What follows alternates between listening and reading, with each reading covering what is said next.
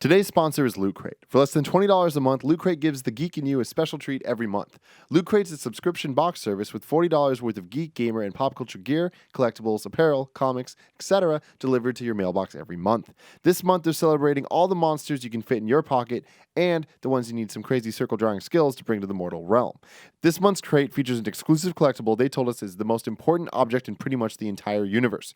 Plus, awesome items from Blizzard, Kid Robot, and more. You have until the 19th at 9 p.m. Pacific to subscribe and receive that month's crate, and when the cutoff happens, that's it, it's over. So go to lootcrate.com/KFGames and enter code KFGames to save $3 on your new subscription today.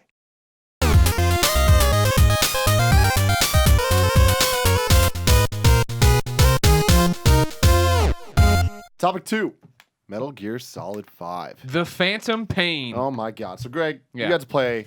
Yeah, I haven't talked to you at all about this. I know, and I'm so excited. You wanted texts? You wanted updates? You wanted all sorts of stuff? Here's the thing, I didn't want spoilers. Yeah, no, there will be no spoilers here. We're going to be fine. Calm down, internet. Yeah.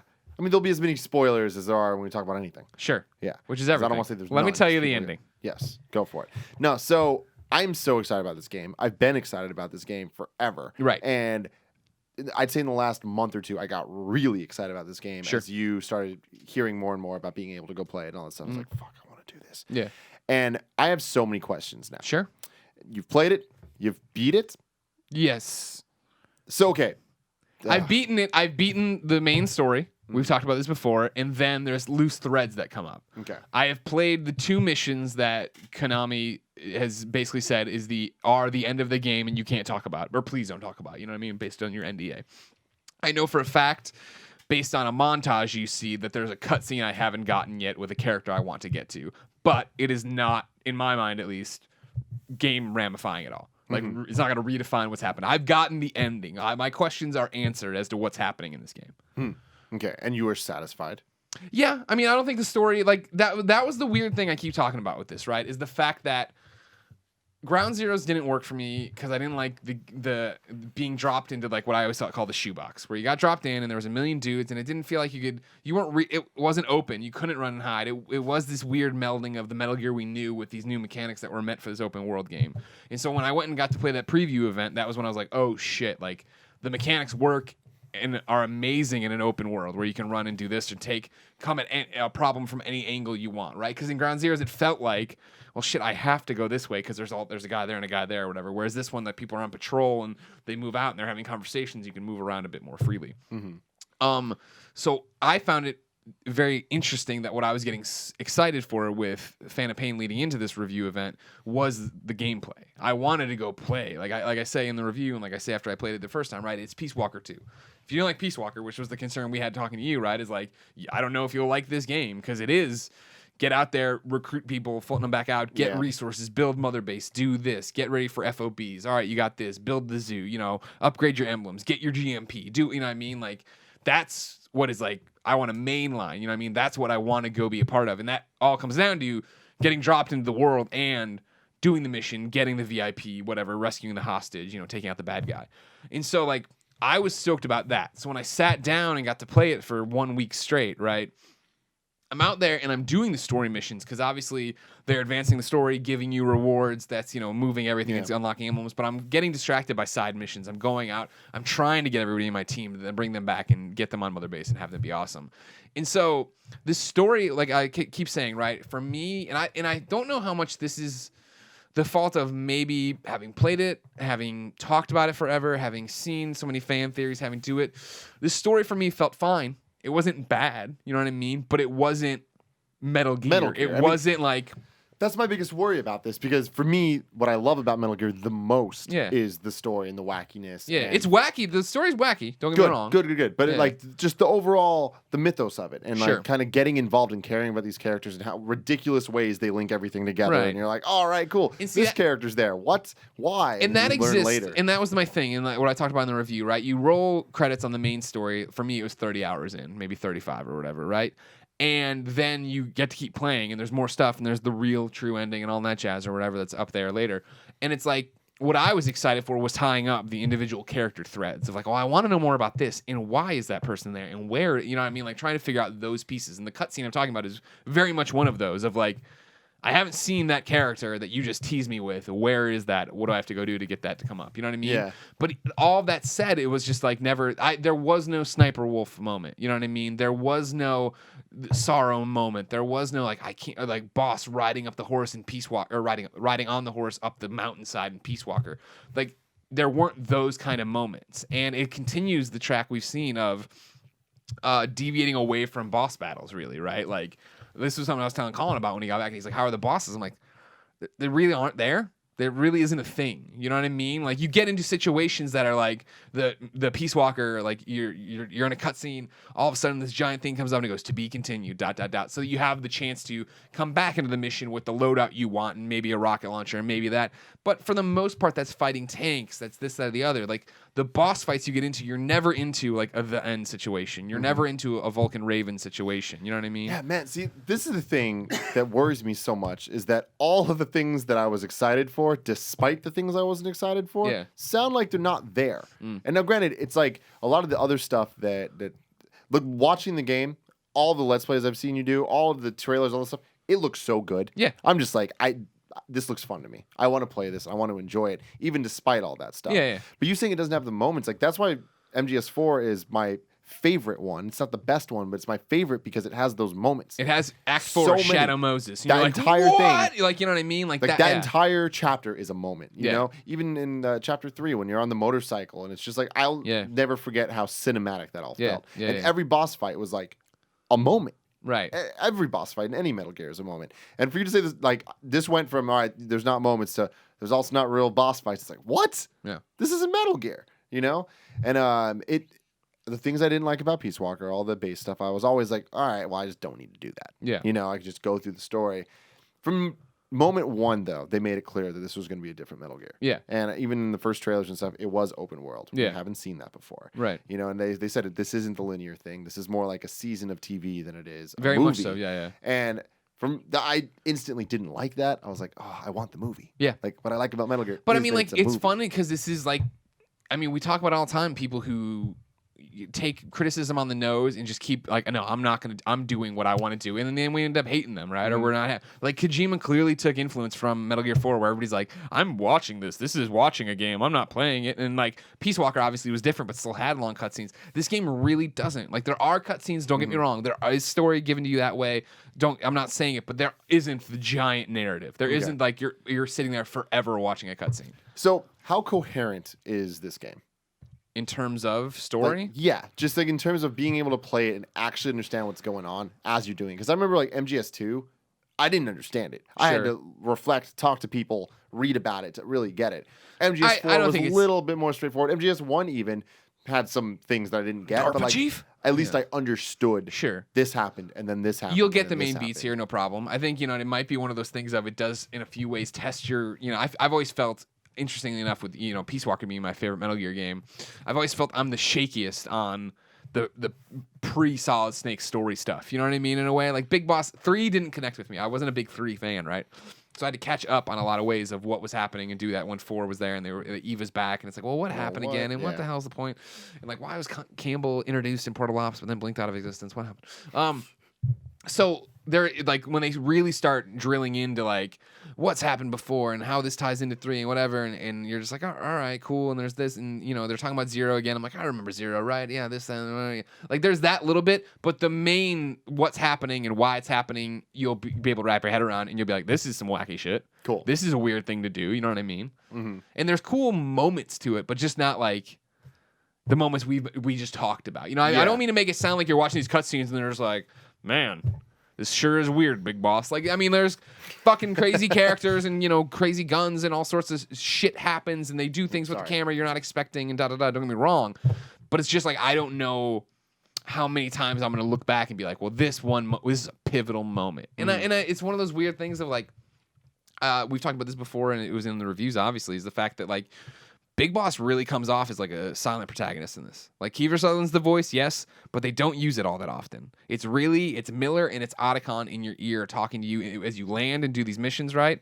And then if you want, you listen to the cassette tapes for briefings before what you find then. And again, 90% of the time, it is Miller and Ocelot having a conversation or Ocelot talking maybe to you and you get like, okay, whatever, from Snake, you know what I mean? But it's not it's not Metal Gear in the way of like I know Big Boss how he sounds in Peace Walker and 3 and then Solid Snake and I'm not even trying to make the hater comparison. I'm just saying like they just don't, this character doesn't talk like that character or even want to be that vocal. So it's one of those weird things of maybe I'm not having those moments just because I'm not as connected to Big Boss. You know what I mean? Like it's this weird thing to dial it back and it, you know, now it's more like Link than it is like what, you know, whatever talking character you want to talk about. But it's like I you know, like that's a spoiler. I can't say that.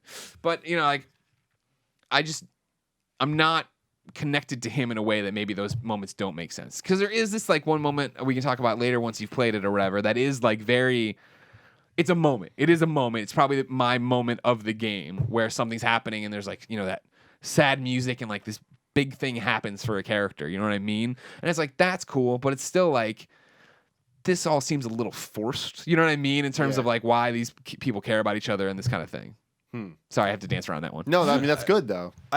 So, I mean, this is the thing that surprises me, and I guess I have a question, but a comment first, which is, I was shocked by your admission that there are no real boss battles. There doesn't seem to be that many personalities in the game, even in terms of, like, what that's what I always loved about Metal Gear 2. I mean, Metal Gear Solid 1, Metal Gear Solid 2, I think are fantastic games, and I love them, and what I loved most about those games was the bosses, and especially the boss fights. Yeah. It's shocking to me in a series where the series that gave us the Psycho Mantis boss fight, which is still, I think, the most ingenious boss fight ever made. Just in the way it reacts to your TV, it looks like it's shutting your TV off, and like you have to change your you think you're on the controller. I was blown away by that. I think that is just exceptional, and it seems to me that.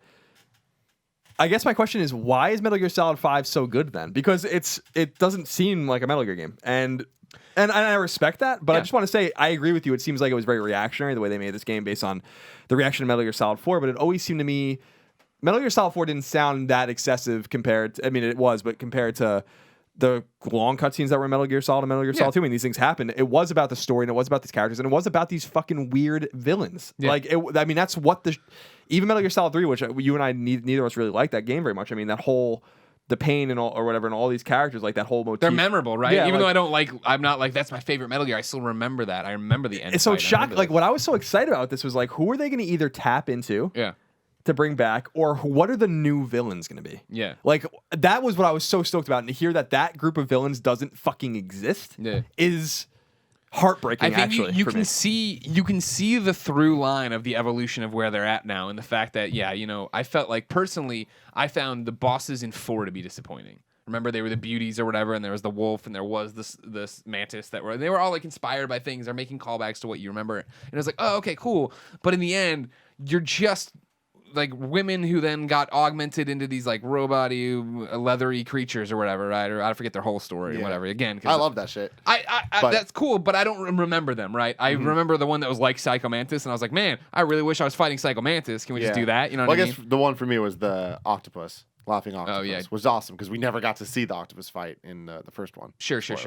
But no, he's the DARPA chief. That happened, right? And then you see, then it's Peace Walker, and Peace Walker's bosses are the robots, the AI cores, Pupa, Chrysalis. That's who you're fighting. And again, it's like my thing with the beauties was they all felt and looked very similar. And then we skew off to where you're just fighting robots, and now we're at this end point where it's like, well, do we even need boss fights? Like, is that really what people want out of this game? You know what I mean? I thought. I mean, maybe Tim disagrees, but I thought the answer was yes. I'm not having tracked the evolution of Metal Gear as closely, obviously, as you guys have. It's just that's shocking to me. Like that. That's really, and I'm disappointed to hear that. That it's story light and that there's no Sniper Wolf and Vulcan Raven and all, Psycho Mantis and all these characters like that really made Metal Gear Solid 1 is memorable to me for 2 reasons. Shadow Moses and those bosses. That's it. Yeah, sure. So it's I don't know. Yeah, I think this sounds like Peace Walker 2 more than Metal Gear Solid 5, having not played it. Yeah. And it sounds like that's a pretty accurate thing to say. Yeah, no, and so back to your point of like what makes it so great, it's just the gameplay. The game's getting 10s. I know. So I mean, we don't score, so I don't have to worry about it. Like I would have knocked it for this and said this is a problem for me. You know what I mean? And not a problem, but like in terms of the giant list of like amazing things I'm saying about this game, I have to come here. I mean, why it's getting 10s is just the fact that it's so much fun to play. You know what I mean? I keep coming back to I'm 60 hours into this game. I've beaten the story, and all I want to do is play more of it. You know what I mean? I need to play a little bit of Madden before I go film this thing tomorrow. I need to play a little until dawn. But will I do either of those things tonight? It's questionable. It's questionable if I'm not just going to keep going back, because like what this is doing in terms of gameplay is it's perfect. It's the perfect Metal Gear gameplay of tactical espionage, stealth missions. You know what I mean? Like you see it in my early Let's Plays where I don't know what the fuck I'm doing. I'm getting found, all this stuff. I'm trying to learn again, right? But now I feel like Big Boss. I feel like Snake. I'm in there. I'm creeping around. I'm getting people. I'm knocking them out. I'm exfiltrating them out before anybody else sees it. Then I'm using my silent sniper rifle to take out the other guys on the ridge and do all this stuff. And then, I finish that mission and I'm like, okay, cool. The mission, like that's what the funny thing is, like side ops and even stories sometimes can take you like 15 minutes, right? Sometimes the longest part is getting over there, because once you get there, it's just like, I need to, take out this VIP. I need to, take care of this guy or whatever.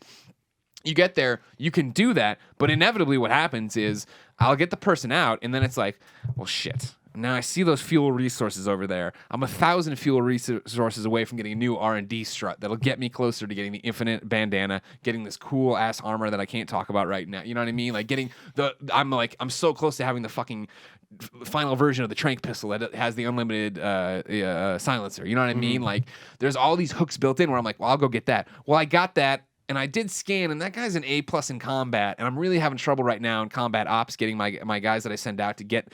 I send out the guys to get more GMP or to get more resources or to get A+ guys, but they have a chance of losing. But if I bring them in, I put them in, my team's gonna be stronger. I'll have a better chance, so I'm gonna take them out. Well, shit, now I'm close, and I'm pretty sure I haven't cleared this outpost. And if I clear this outpost, I'm gonna get more heroism that'll maybe unlock something somebody would say, and then of course it'll give me a new emblem part and a new code name, and it's just like you fall down this hole of just like. You just want to play and play and play and play. And it's like, I finished this, and it's like, now I'm going to go over and do that side op.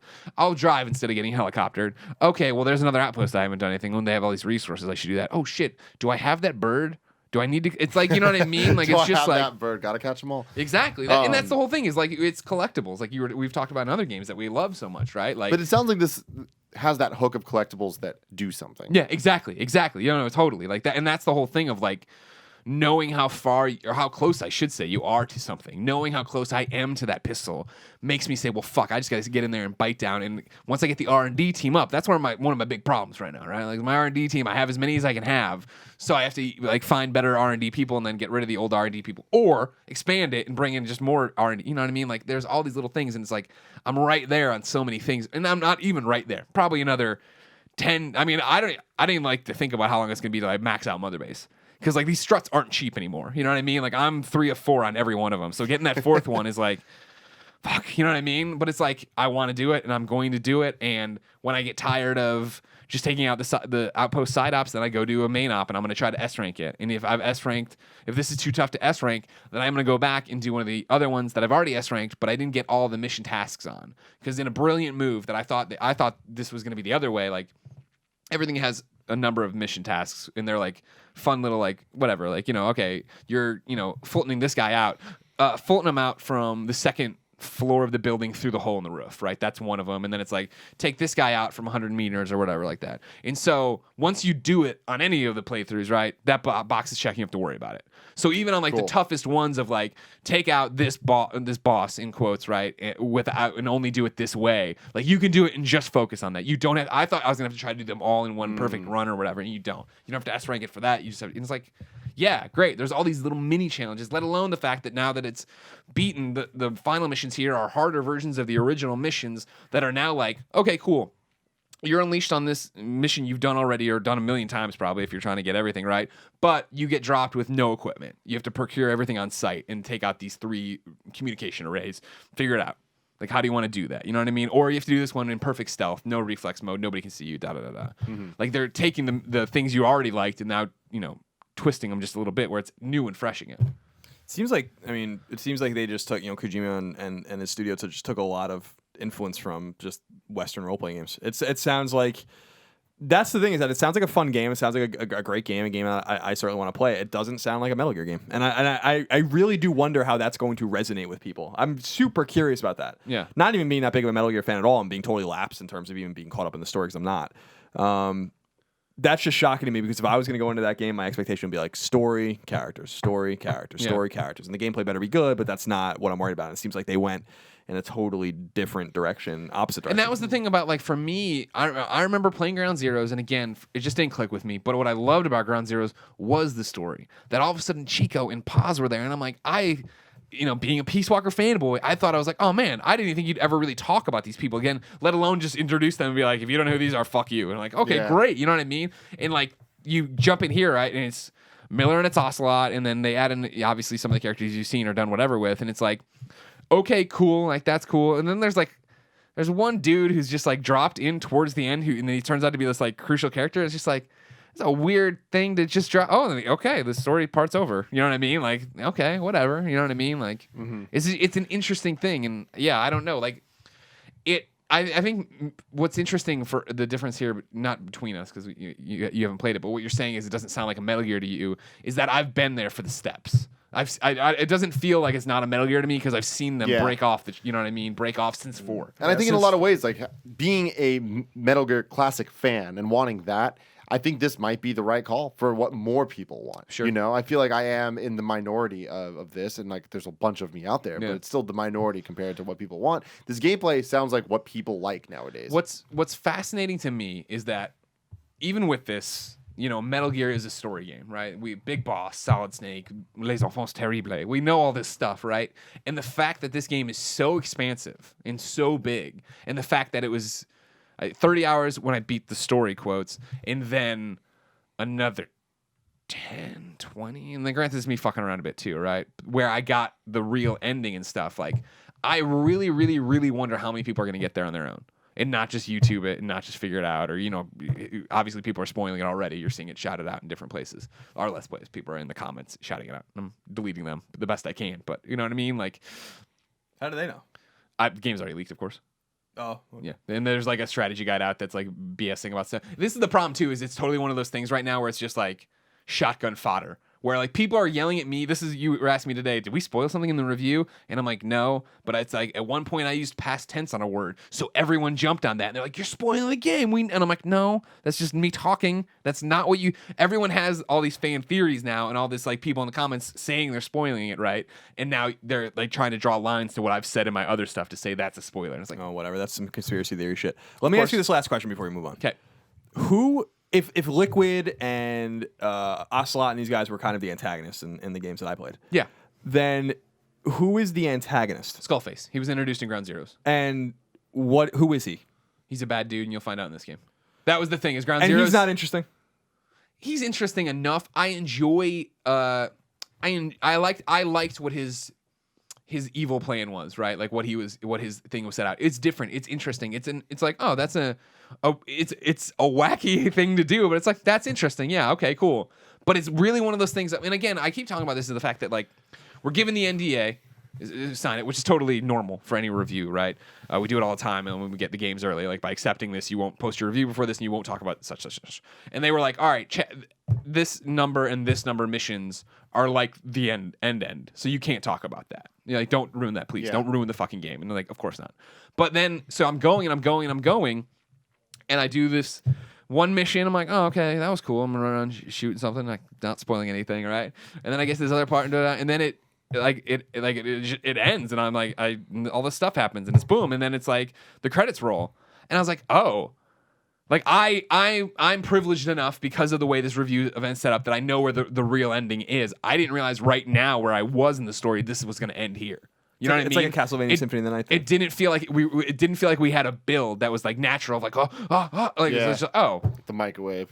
Yeah. Oh my fucking god! Talk about a Metal Gear moment, right? Yeah. Where you're crawling through the microwave and shit. And it's like, it's just weird. You just wanted his popcorn, dude. Yeah, man, I got it. So a question is, me going into this game, going to beat this game, going to beat the story at the very least. Sure. If I get hooked on this other stuff, I do, and Yeah. I think there's a chance at that. Yeah. Slim, but there's a chance. Can I, if I wanted to? If I can say one thing, keep in mind the stuff that ramps in a way that it's not like that was always the problem when I showed Peace Walker to Nick. is that to him it was like there's a million different things of like how do I manage this, but it doesn't start that way, right? Yeah, you get yeah. it piece by piece by piece. So that by the time you're spinning all the plates, you're like, oh, this is normal. I know what I'm doing. Don't worry about it. Yeah, but if I wanted to just get through the story beats, Yeah. is that easy to do? Doing some of the bare minimum amount of all this like Sure. base management and stuff. I mean, my thought process on it would be, yes, you could do it in less than 30 hours because I spent days where I'm just doing side missions today. Fuck it, you know what I mean? But the caveat to all that, right, is the fact that doing all the side ops gave me the GMP to make better weapons and make better gear. And so if you're just steamrolling through it, I'm not sure at what point you're going to be running up against walls and it's going to be harder for you to progress than it was for me. Again, not from I can think of one boss battle off the top of my head, and I'm not trying to put them in quotes because there are boss things to do. There's like things you have to beat to get through, right? But just not like the bosses we're expecting, right? I mean, it's not like a group of 5 people that Exactly. are similarly themed after animals and shit. Exactly. But like that would be the one for sure where it would be harder for you. But like it was like such a revelation for me to get like silent sniper scope or sniper rifles, trank sniper rifles, right? Yeah. Stuff like that. So like it might be a tougher road to hoe for you, but I mean, like, Yeah. I think you could do it. Yeah. Okay. Interesting. I mean, I'm still very, very excited about this game. I'm a little worried about getting what I want Sure. out of it, but I mean, at the same time, it's like I've had that worry since the first trailer I saw, and I was still hooked from the first trailer Yeah, I saw. I'd yeah. be like, I want to play this. And So- I do think it's one of those things, I believe, and I haven't, I know Vince from IGN agreed with me, and this is just because I've had the chance to talk with him. Oh where yeah, he's like, did you see him down there? Or yeah, for like 2 seconds, then we were texting about it. He with the story wise, right? I'm just like, whatever, what is this? You know what I mean? And I'm not 100% sure about this. Peter Brown at GameSpot reviewed it, also gave it a 10. And somebody, when I was in the comments last night on our YouTube video and our reviews talking about it, somebody had brought over the fact and did like the lol of like GameSpot says the story is like engaging from end, start to finish or whatever. So maybe I'm the odd man out here. Maybe I had too much spoiled. Maybe I thought about it too much. Maybe all this different stuff. You know what I mean? The other problem, last point I'll make about Metal Gear before we move on, Gear. is the fact that like so many people, there are hardcore people that want different things from Metal Gear, Yeah. and specifically story, because there are the people that love the solid Snake story, like me. Yeah. The whole Big Boss, like 60s to 90s thing, don't really care. Oh, dude, but when you hear the soundtrack to this game, you're gonna care. Oh, well, no. Music wise, I love that. But like, I mean, and having said that, Snake Eater's probably the most solid story of any of them, just like as a standalone thing. But I love Solid Snake's story. I love the story told in 1, 2, and 4. Yeah. And all of this stuff is just like, can we stop with the Big Boss shit? But then it's like it had that moment. It needed this to like complete it. So hopefully now we're done. I mean, I guess we are done completely. Oh, you'll find out. Oh, we'll find out soon.